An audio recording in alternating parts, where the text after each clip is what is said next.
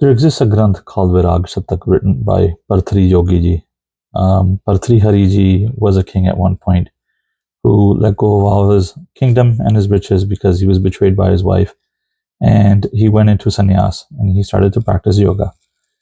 One of the things that he says in the beginning of his granth is, metaphorically speaking, and I'll draw into it later on. He says he first went into the ground because it's believed that Sheshnag, the one with 1,000 faces, the snake with 1,000 faces, carries the earth on his head. And in each head, he has a money. You can compare that to the philosopher's stone. With that money, you're able to do anything you want to. You can fulfill all your wishes. So he said that I went looking into the ground to find Sheshnag so I can get one of the monies. And then as I went deeper, Sheshnag hissed at me. He sent a ferocious hiss, and like as snakes do. And he says that I got scared and came back up. He says the next thing I did was I wanted to become friends with Indra. And with Indra, there were already so many devtas around him, and I wasn't able to speak to him. The third thing that I did was I wandered the whole earth, and I wanted to prove to everybody that I was smarter because I knew I've traveled to different places. I've had distinct experiences, and I wanted to show that I was bigger than everybody. So now, as we draw into like some, I guess, similarities in our life, what we do is we try to find the easy way out. We go for lotteries, or we go into criminal activity to make more money, so we can have unlimited amounts. And obviously, when the law hisses back at us, we back down, and we realize that the odds are too much to win a lottery. So then what do? Is the next thing we do is we try to become friends with famous or successful people. Now, I'm not saying networking is wrong or there's anything wrong with that, but now this is strictly in the context of Atam Gyan. So I want you to understand that. We do try to kind of go behind all these rich people, and then we realize that there's others there who are also trying to network with them and become their friends in order to gain success in life. So that doesn't work either. So what is the third thing that people do is they begin to travel. They would travel different cities, different countries to gain more experiences. Also, they can have good conversations with other people, showing that they're well traveled, they're well versed, they're well knowledged about things around the world. Now, after Bhartriji he said all these three things didn't work for me because he still had the bonds of attachment. He let go of his kingdom, he let go of his all the queens that he had, and he still realized that the desire and the attachments were still inside of him. He meets Devarishi Narad, and Devarishi, he asks him some questions about attachment. And Devarishi Narad says that these questions will be answered when the avatar of Parmeshwar will come to earth. In Nanak Prakash Granth, Guru Nanak Dev Ji meets Bharthri Hari Ji. And when he meets him, he recognizes him because Narad told him that the Parmeshwar will come in an avatar and answer all your questions. So just going into the Nanak Prakash Granth, he says to Guru Nanak Dev Ji, I have practiced Hatha Yoga. I stilled my mind in many ways from the vices.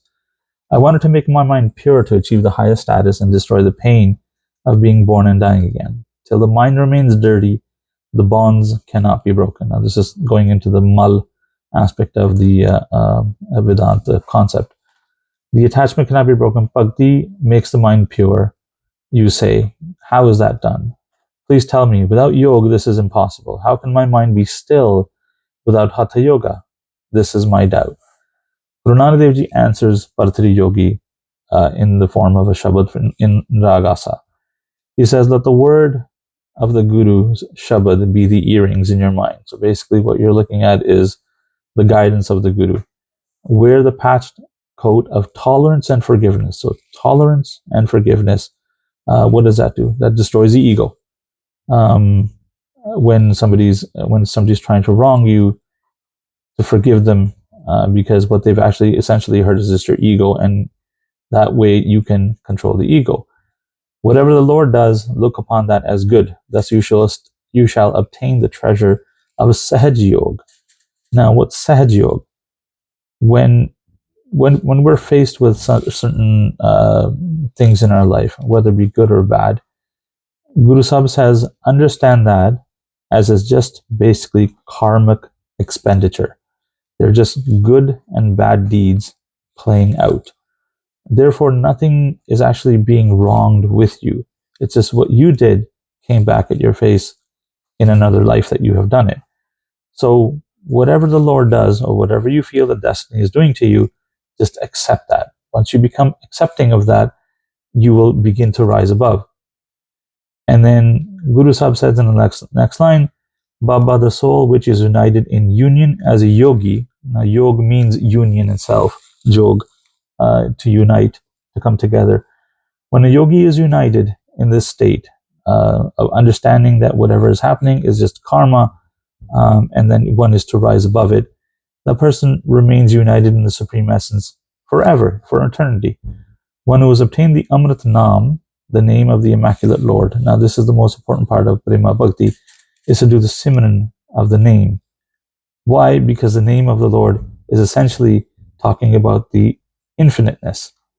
In the city of Shiva, which is basically metaphorically speaking of the Dasam Dwar, or Satsang, in the Sangat, you sit in yogic postures, you forsake your desire and conflicts. So within the Sangat, when one comes in the Sangat, the desires and conflicts can be relieved. The sound of the Singi, the horn, forever rings out this beautiful melody, and day and night he is filled with the sound of the current Nad. When the awareness or the consciousness instills in the Dasmadwar, one begins to hear the Anahad Nad, which is the eternal sound of a Kalpurk. My cup is reflective meditation, and Gyan is my walking stick. To dwell in the present is the ashes I apply to my body.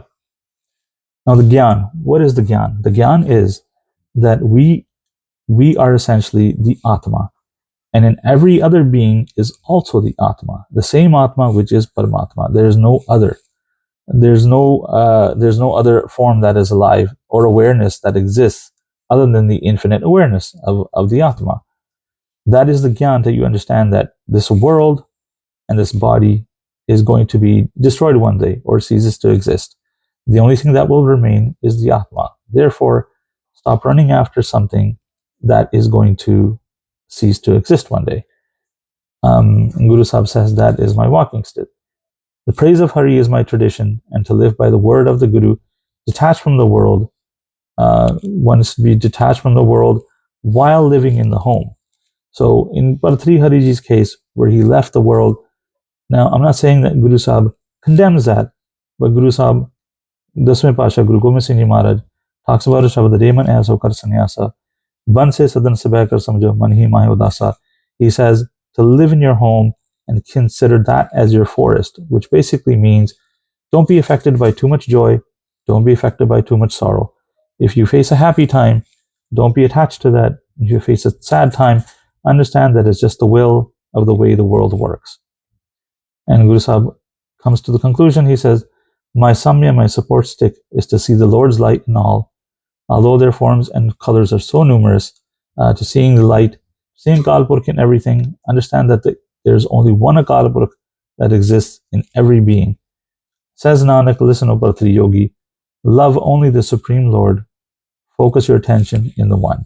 It comes back to the point which is keeping your attention into the one, into your Atma, and understanding that the world that we see will cease to exist one day, or it's not infinite, it's limited.